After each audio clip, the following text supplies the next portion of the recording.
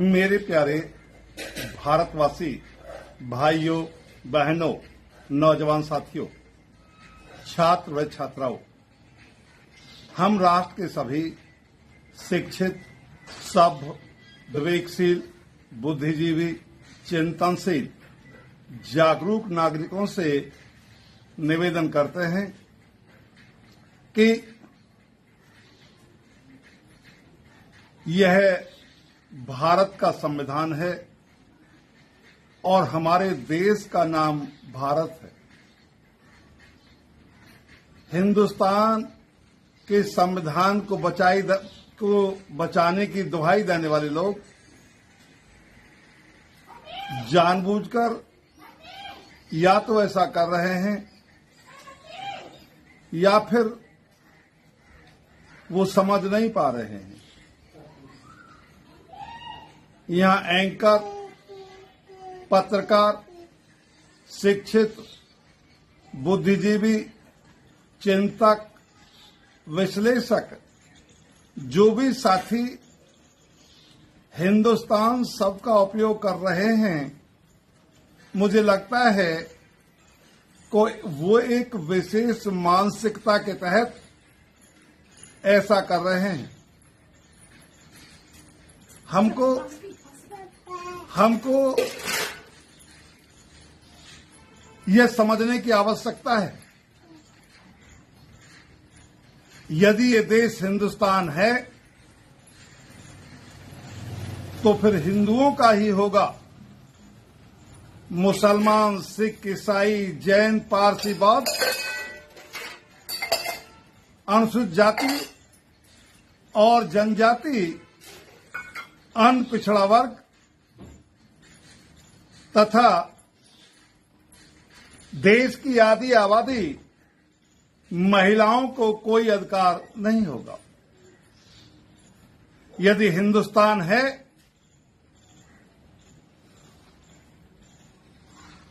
तो मुस्लिमों को अपनी जाति अथवा नाम लिखना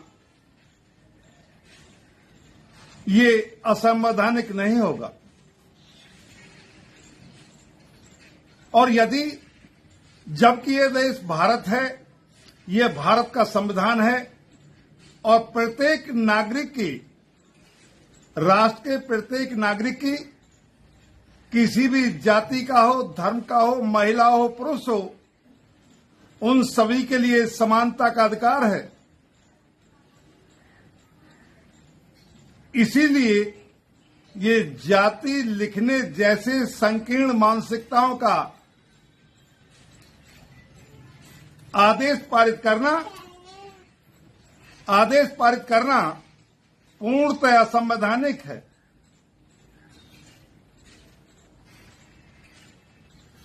यहां जो लोग हिंदुस्तान शब्द का उपयोग करते हैं, वो लोग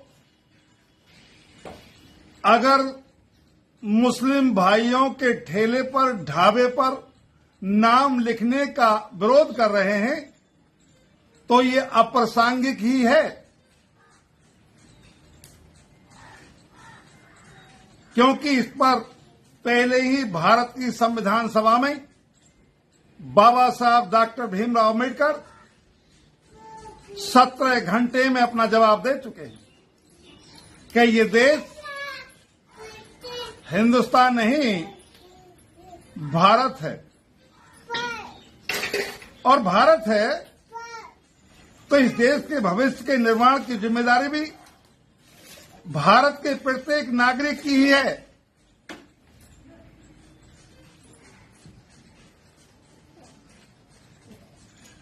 देश की आधी आबादी महिलाओं की, जो आज सम्मानजनक, शिक्षित, सभ्य और राष्ट्र के निर्माण में बराबर की सहभागीदारी करती है, वो बाबा साहब डॉक्टर भीमराव अम्बेडकर जी के द्वारा राष्ट्र, राष्ट्रीयता, मानवता और नैतिकता के हित में किए जाने वाले इस संघर्ष का सार्थक परिणाम कहा जा सकता है। खेद का विषय है कि अनुसूचित जाति और जनजाति, अन्य पिछड़ा वर्ग के लोग और जो महिलाएं इस देश की संसद में, सांसद रूप में, विधानसभा में विधायक के रूप में, प्रशासनिक अधिकारी, IAS, IPS, IFS, IRS, excise और कस्टम के रूप में, जिन्हें पहले उपहार की वस्तु, उपभोग की वस्तु, वंश परंपरा चलाने की मशीन, पैर की जूती अथवा पशुओं से बदतर जीवन जीने को बाध्य किया जाता था, आज वो सम्मानजनक जीवन जीती है तो बाबा साहब डॉक्टर भीमराव अम्बेडकर जी के द्वारा किए गए संघर्ष के कारण जीती है। अनुसूचित जाति और जनजाति के लोग, माननीय सांसद और विधायक जो लोकसभा और राज्यसभा और विधानसभा में पहुंचकर प्रतिनिधित्व कर रहे हैं, उनसे मेरा विशेष निवेदन है विनम्रता के साथ कि जिनकी बदौलत, जिनकी हालत पहले पशुओं से बदतर थी और आज भी वो लोग पशुओं से बदतर बनाना चाहते हैं, अधिकार विहीन बना के रखना चाहते हैं, उन लोगों को अपनी आजादी के लिए संवैधानिक दायित्वों का निर्वहन करना चाहिए, न कि बाबा साहब अम्बेडकर जी के द्वारा दिलाए गए अधिकारों के बल पर उपयोग करके इस देशवासियों को पुनः गुलाम बनाने के लिए। बड़े खेद और दुख का विषय है कि जिस समाज के लोग जो बाबा साहब के दिलाए अधिकारों के बल पर आरक्षित सीटों से 131 सांसद लोकसभा में हैं, आज वो लोकसभा में बैठकर अधिकार विहीन बनाने वालों को सहयोग कर रहे हैं और अपनी गुलामी का सामान कर रहे हैं। इन्हें उनकी बुद्धिमत्ता कहा जाए या मूर्खता का चरम, हम नहीं समझ पा रहे हैं। हम ये निवेदन करते हैं कि आप सभी साथी देश के भविष्य को दृष्टिगत रखकर राष्ट्र के हित में मुसलमान, सिख, ईसाई, जैन, पारसी, बौद्ध इनके लिए नहीं बल्कि देश की आदि आबादी महिलाओं के लिए, वरना वही पशुओं से बदतर अधिकार विहीन जीवन जीने का सारी स्वतंत्रता आपकी समाप्त हो जाएगी। ये लड़ाई आपको स्वयं लड़नी होगी। हम आशा करते हैं कि राष्ट्र के हित में सभी साथी जो राष्ट्र का प्रतिनिधित्व करने और भविष्य के निर्माण में सहयोग करने का जिनको अवसर मिला है, वो अपने विवेकशीलता का परिचय देंगे और राष्ट्र के उज्जवल भविष्य के निर्माण में अपना सर्वोत्तम योगदान देंगे। और देश में ये मुसलमान के साथ नहीं, अनुसूचित जाति के साथ नहीं, जनजाति के साथ नहीं, बल्कि मानवता के साथ होने वाले दुर्व्यवहार को, इस असंवैधानिक कृत्य को रोकने में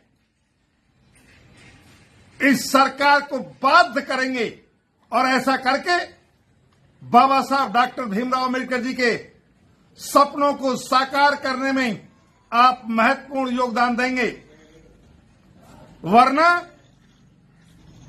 गुलाम वही नहीं होंगे, सबसे पहले वो लोग गुलाम होंगे जो आज साधन संपन्न हैं, जिनमें आप भी आते हैं। और कोई भी विवेकशील, बुद्धिजीवी, चिंतनशील, भविष्य की दृष्टि रखने वाला अपने और अपने आने वाली पीढ़ियों के भविष्य को अंधकार बनाने में ही सहयोग नहीं करेगा। यदि ऐसा करता है तो ये समझा जा सकता है कि स्तर विहीन लोग, मानसिकता से विकृत और गुलाम प्रवृत्ति के लोग वहां पर पहुंचे हैं। आपसे निवेदन है कि राष्ट्र के भविष्य के निर्माण के दायित्व का भार आपके कंधों पर है। आप अपनी जिम्मेदारी को निभाएंगे और उन बाबा साहब से जिन्होंने अपने परिवार से, बच्चों से, बीवी से, पिता माता सबकी कुर्बानी देकर आपके अधिकार दिलाए थे, उनका संरक्षण करेंगे। ऐसा करके आप हमारी आशा को विश्वास में बदलेंगे और सच्चे अम्बेडकरवादी होने को प्रमाणित भी करेंगे। इसी आशा और विश्वास के साथ आप सभी देशवासियों को धन्यवाद देकर अपनी बात समाप्त करते हैं। जय भारत, विजय भारत। धन्यवाद।